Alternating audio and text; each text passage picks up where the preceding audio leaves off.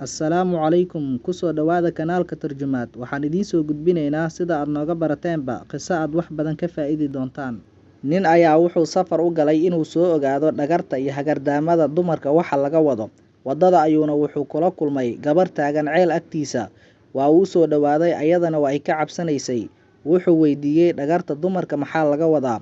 Waxay bilowday gabadhii inay oysiiso. Cod dheerna ay ku qayliso ilaa dadka tuulada deganaa ay ka maqleen.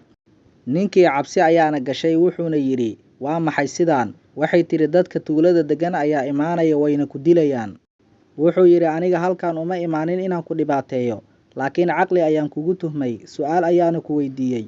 Rabitaankayga ma ahayn inaan si xumaan ah kugula sheekaysto, maadaama gabar qurxoon aad tahay. Gabadhii waa ay istaagtay, wadaan biyo ayayna soo qaadatay, waayna isku shubtay biyihii. Ninkii waa uu la yaabay wuxuu yidhi maxaad sidaan u samaynaysaa? Asagoo la hadlaya ayaa waxaa yimid dadkii tuulada deganaa. Waxay tiri gabadhii, ceelka ayaan ku dhacay ninkan ayaana isoo badbaadiyey. Dadkii waxay bilaabeen inay u mahadceliyaan ninkii, oo ayna ku farxaan badbaadinta uu sameeyey. Abaalmarin ayayna siiyeen. Kadib gabadhii ayuu weydiiyey wuxuu yidhi arrintan aad samaysay maxaa xigmad ah oo laga qaadan karaa? Waxay tiri waa sidaan haweenayda, haddii aad dhibto waa ay ku dilaysaa, haddii ay raalli kaa tahayna waa ay ku farxad gelinaysaa.